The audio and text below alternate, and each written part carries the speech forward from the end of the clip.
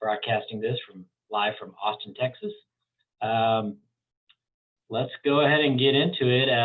Tom, for those of you who are watching on the YouTube channel, you may not have heard, but the theme of this is going to be neural lesions or neural tumors. And we'll go ahead and get right into it. This is the first case, and as you see, it's a large punch or even maybe an incisional biopsy.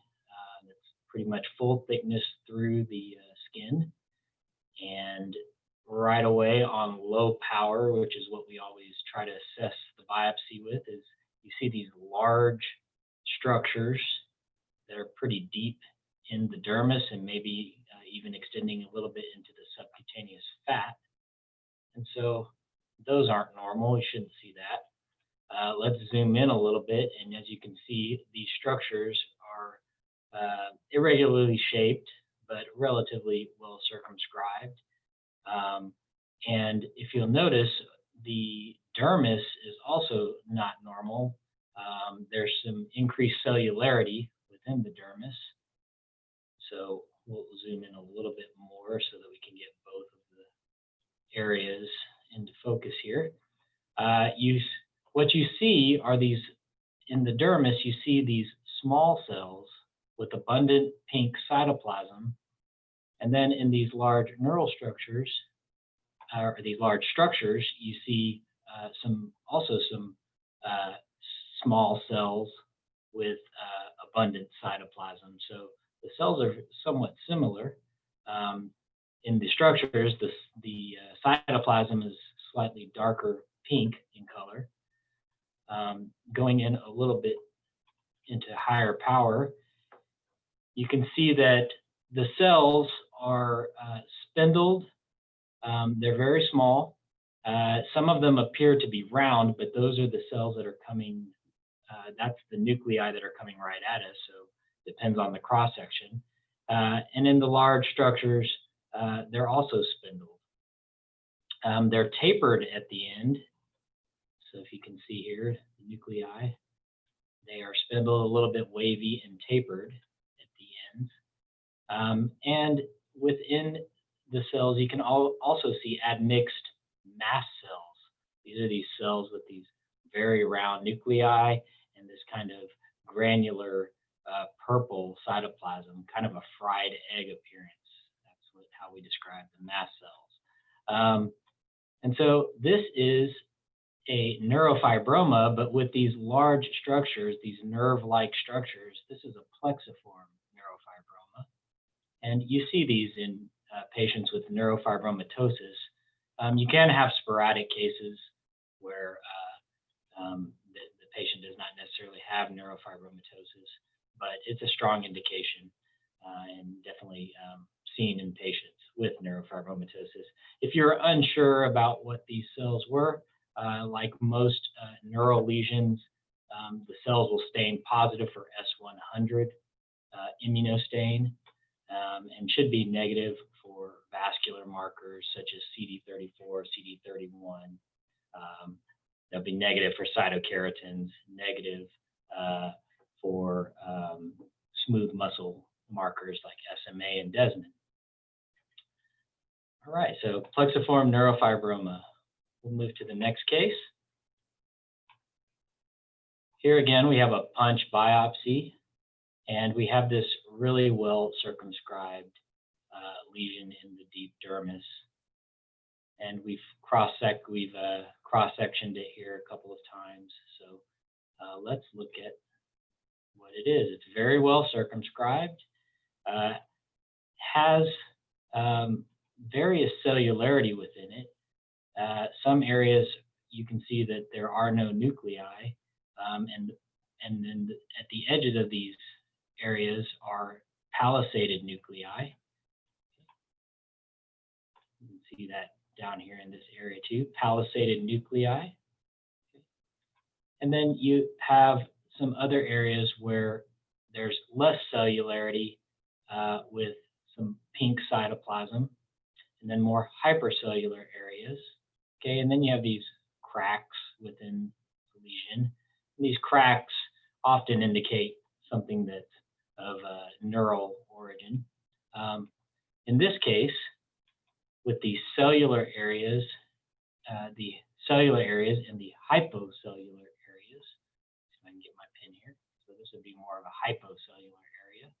Okay, you have the we call these Antony A and Antony B areas. So the hypercellular Antony A, Antony B, and these areas where the cells are palisaded, we call these Verricae bodies.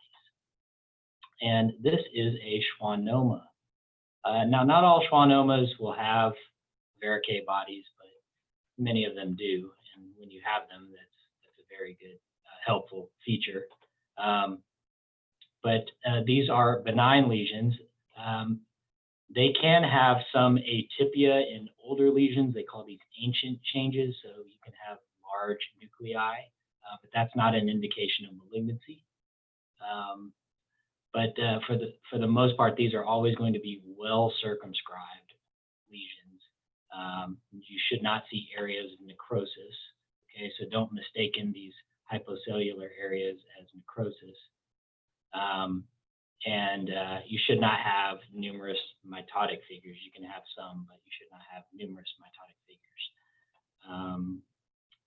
So Schwannoma.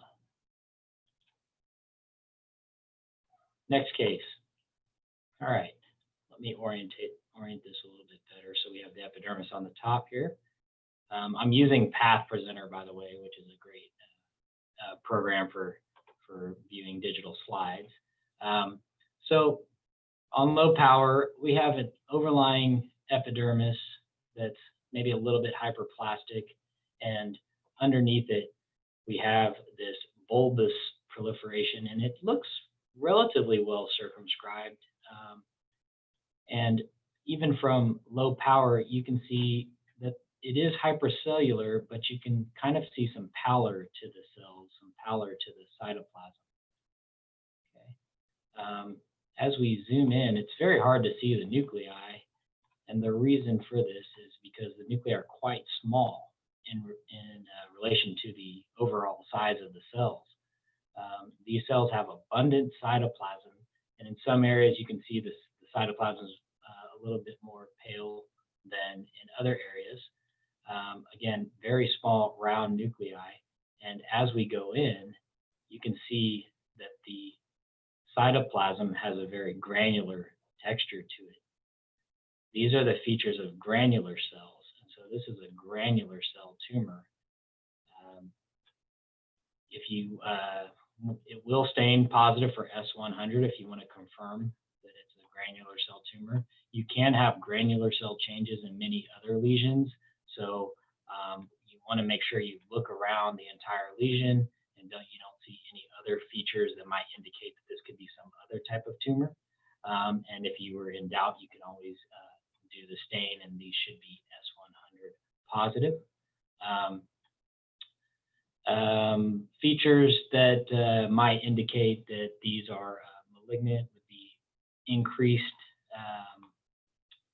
pleomorphism of the nuclei. Again, these nuclei all tend to be very small and very round. So if you had large atypical nuclei, that can be a feature of indicating malignancy or malignant transformation. Increased mitotic figures, again. You may have one or two, but you should not have that many in granular cell tumors.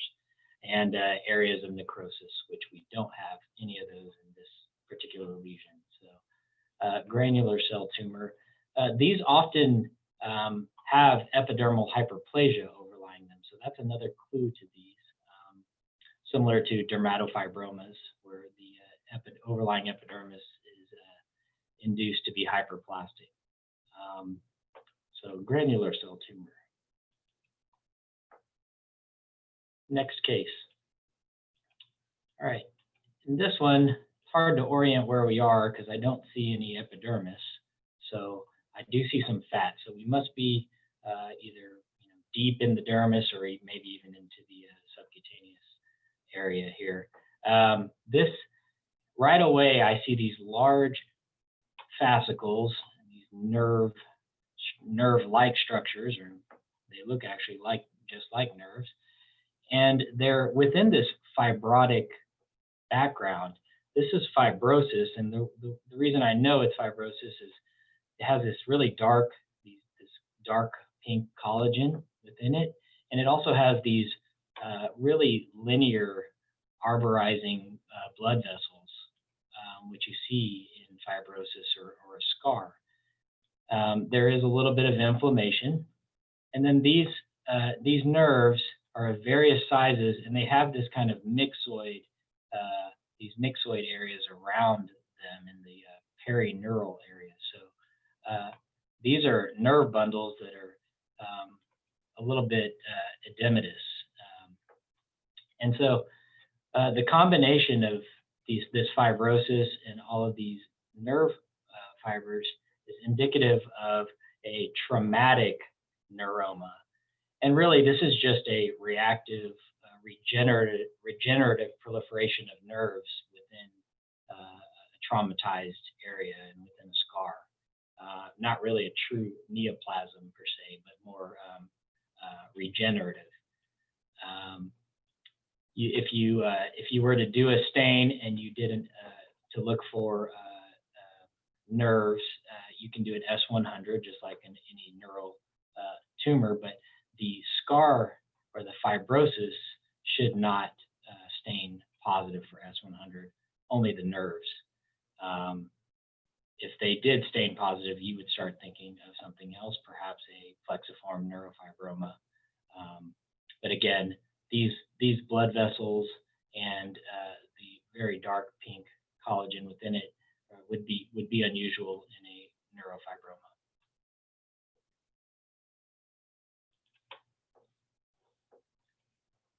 Next case. All right, we have a small punch biopsy, or maybe a deep shave. As we zoom in, within the dermis, we have a really well circumscribed lesion that has many cracks within it. Zoom in a little bit more. It consists of these small spindled cells with abundant pink cytoplasm. Okay, and the cracks are due to all of these different fascicles within it, and then they have spaces in between them. Again, really well circumscribed if you go around the entire lesion. And the overlying epidermis might be a little bit atrophic as this lesion is kind of pressing up into the overlying epidermis and superficial dermis. This is a classic palisaded and encapsulated neuroma. The main feature here is very well circumscribed. A lot of these cracks, you don't have the different cellular and hypocellular areas that you would see in a schwannoma. And it's located really in the upper dermis. Again, should be S100 positive if you weren't sure what it was. And if you look at high power, the cells, they're those spindled cells. Some of them are tapered, indicating probably neural origin. So palisaded and encapsulated neuroma.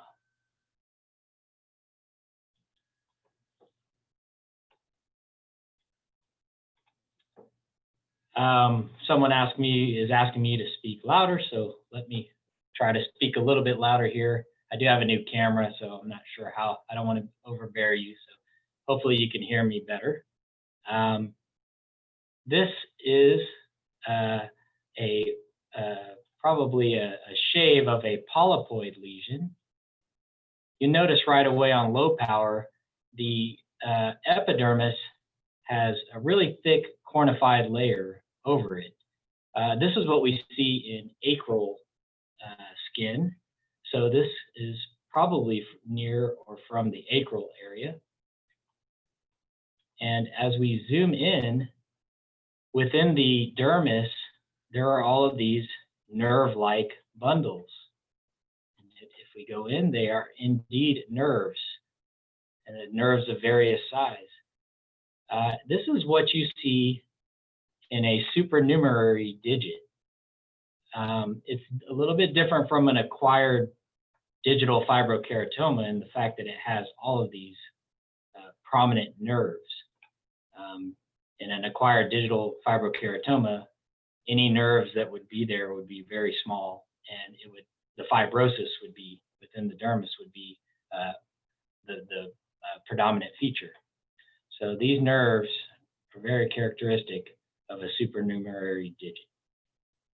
Again, the acral type of epidermis is what really clues you into what this is.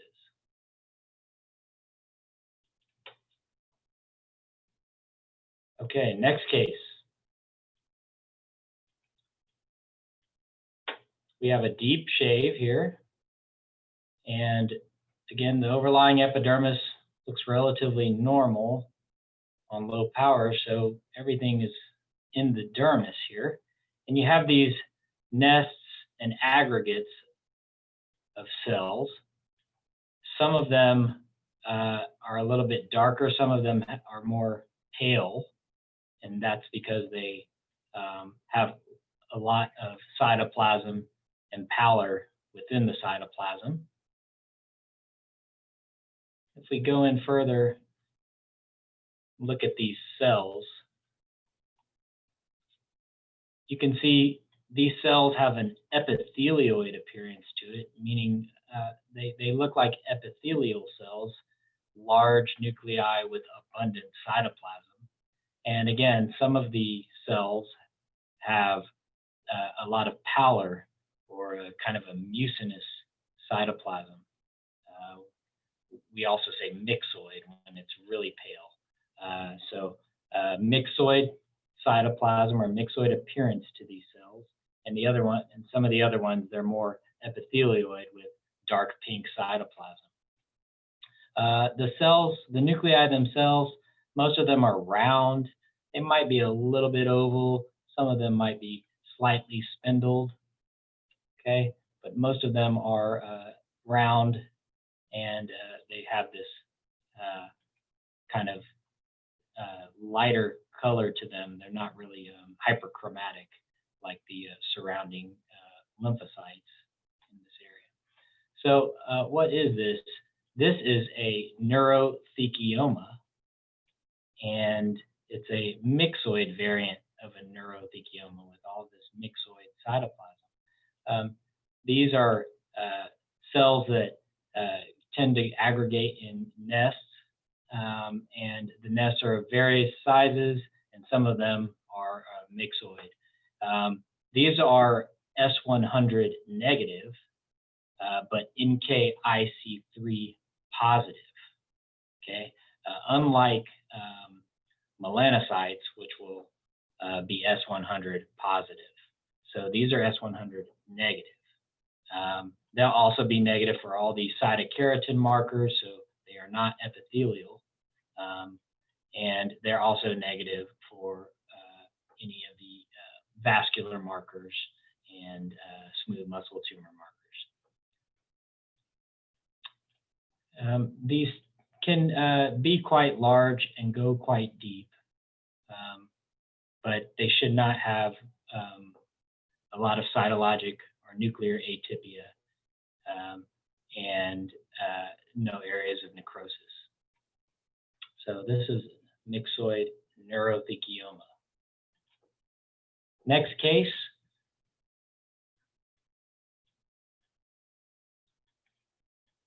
Okay, we have a large, round, relatively well circumscribed lesion within the dermis. Again, the epidermis overlying it is not hyperplastic, and it might be a little bit atrophic due to the underlying lesion pushing up on it. And as we go in, again, relatively well circumscribed, quite cellular. And when we say cellular, what we mean is there are, per area, there's a lot of cells, and you can tell that by the number of nuclei. Okay, so the reason this really looks cellular is because these cells are small, meaning they don't have a lot of cytoplasm compared to our previous case, but they do have some epithelioid appearance to them, meaning the nuclei are large and they do have this pink cytoplasm around them. There is a admixture of lymphocytes within these aggregates, and these aggregates are very large. This is almost sheet-like, okay, and very cellular. And some of these areas you can see the cytoplasm is dark pink versus a little bit paler in other areas, kind of like the previous case. And this one, this happens to be a cellular neurothekeoma. Again, you can verify this with immunostains. NKIC3 should be positive, S100 will be negative, and you should not see a lot of atypia, mitotic figures, or necrosis. They're not always this well circumscribed. This one is particularly well circumscribed, but you can see even in some areas it's not as well circumscribed as it first appears. Don't be worried about that. This is just a benign cellular neurothekeoma.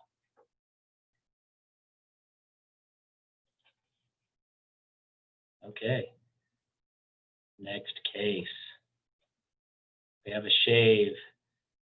Notice where we are. We are on acral skin. Look how thick this cornified layer is. And you have, again, a very well circumscribed lesion within the dermis. If we zoom in a little bit further, you have cellular areas, less cellular areas.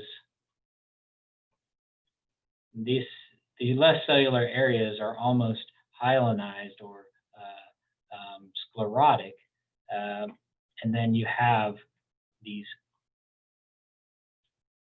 zoom in a little bit further here, these slightly spindled cells with dark cytoplasm, kind of a purplish cytoplasm compared to those pink hypocellular areas. So you can make out the actual cells. There's not really any pleomorphism or atypia to the nuclei. Most of them are small. Some of them are slightly tapered at one end, but the dark cytoplasm is different than what you would see in a neurofibroma, and that's because this is actually a perineuroma. So it's derived from the cells that are around the edges of the nerve that make the nerve sheath. So these are actually not neural cells, and so they are actually S100 negative, but EMA positive. Some of the other characteristic features of this that will help you is if you can notice, if I zoom in into some of these areas, you see this bluish hue to the cells and the surrounding stroma. This myxoid or mucinous stroma is an indicator of a perineuroma. That, along with how well circumscribed this is, and the fact that the cellular areas are inconsistent. It's not Schwannoma because we don't have the verrucae bodies. And again, you could, if you were wanting to confirm that, this would be S100 negative, unlike a Schwannoma. Okay, so perineurioma.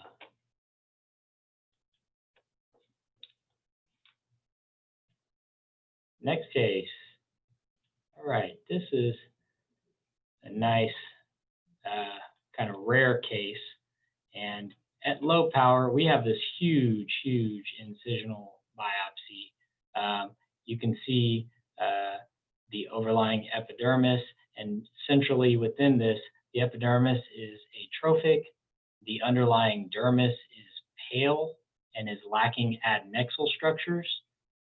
And as we go deeper, even the fat is missing.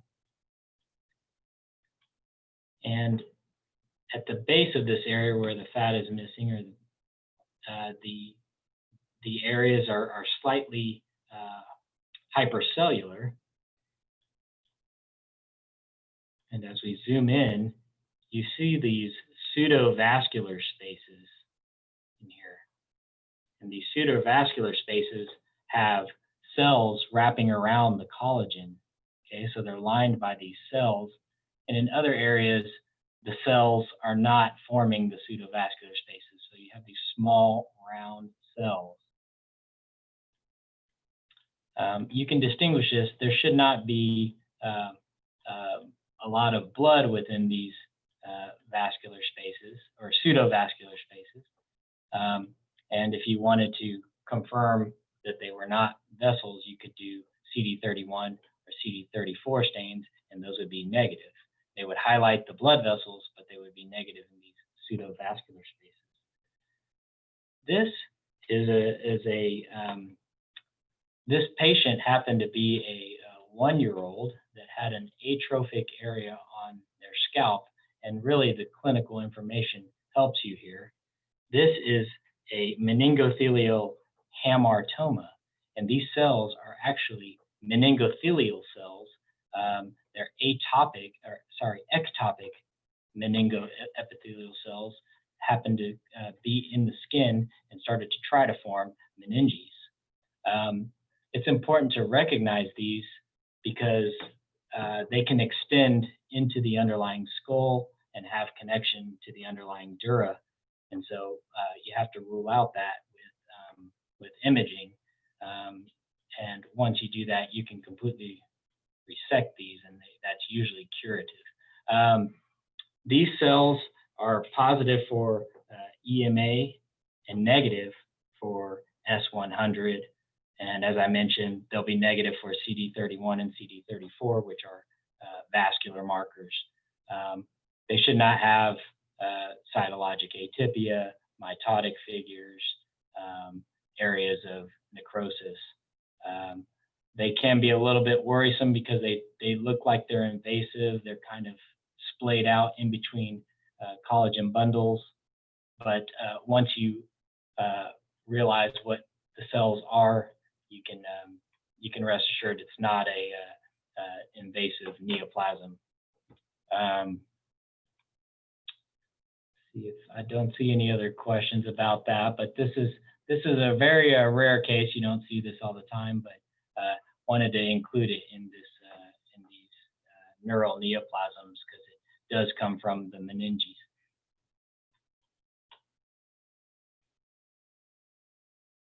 All right. Next case.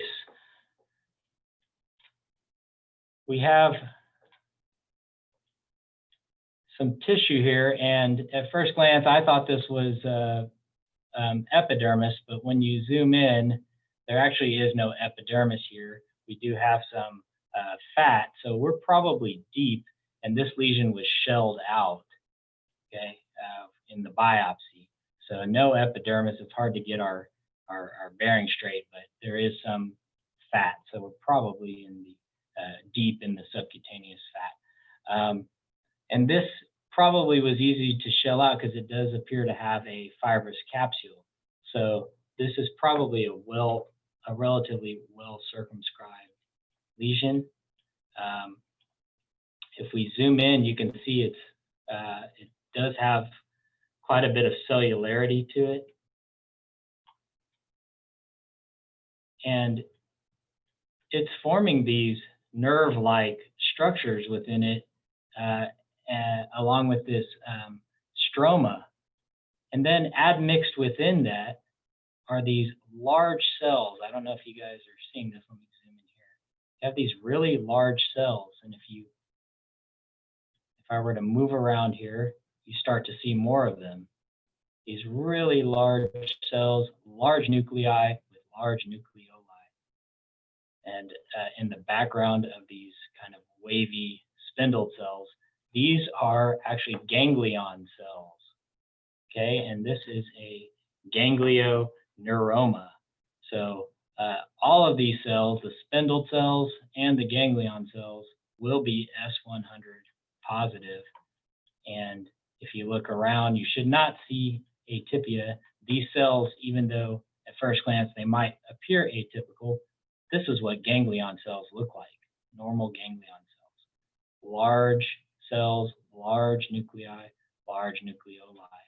And they're just kind of peppered throughout this lesion. Right, so ganglioneuroma, it's a very rare lesion in the skin, but the large ganglion cells give it away. All right, this is our last case of the day.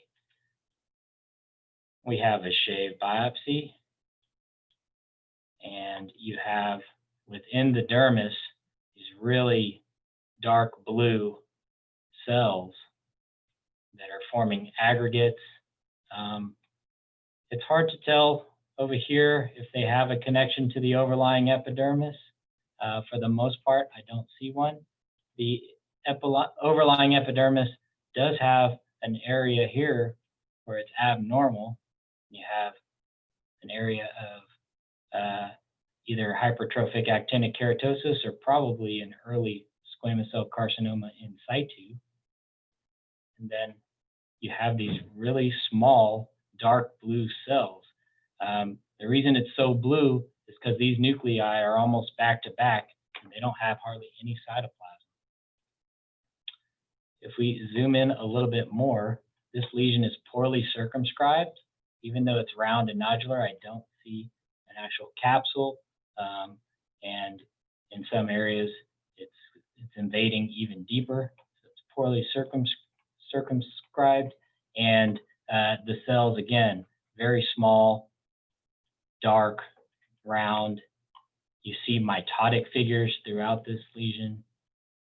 And if we look at the cells a little bit closer, the cells have this salt and peppered appearance to the chromatin. These are features of neuroendocrine cells, salt and pepper chromatin. This is a Merkel cell carcinoma. It's a neuroendocrine carcinoma of the skin. It's indistinguishable from other neuroendocrine carcinomas just on histology. So you want to do a stain to confirm that these are neuroendocrine. So they will be synaptophysin positive and chromogranin positive. The Merkel cell carcinomas have a characteristic staining with CK20. What you'll see is a perinuclear dot positivity. So you see all these little chunky dots around the nuclei with CK20 stain. They will be CK7 negative, and they'll also be negative for PTF1, which is a marker that you might see in metastatic lung carcinoma. So that helps to distinguish Merkel cell carcinoma from metastatic lung carcinoma. You can have areas of necrosis within these. This particular tumor does not, but you have often overlying squamous cell carcinoma, either in situ or superficially invasive, associated with these Merkel cell carcinomas. These tumors are highly aggressive, and so you don't want to confuse these with a basal cell carcinoma. And just be careful. Basal cell carcinomas are also can also be synaptophysin and chromogranin positive, so that's not a distinguishable feature between Merkel cell carcinoma. It's really the CK20 dot-like positivity that helps you the most with these tumors. With that, just don't forget about our website, sagisdx.com. Go to our education page. You can sign up for these weekly happy hours. You can also sign up for our board reviews that we have periodically throughout the year. And with that, if you don't have any questions, we'll take your questions either on our YouTube channel, where you can find these videos, or you can also email us at education@sagisdx.com. Thank you so much, and you guys have a great day.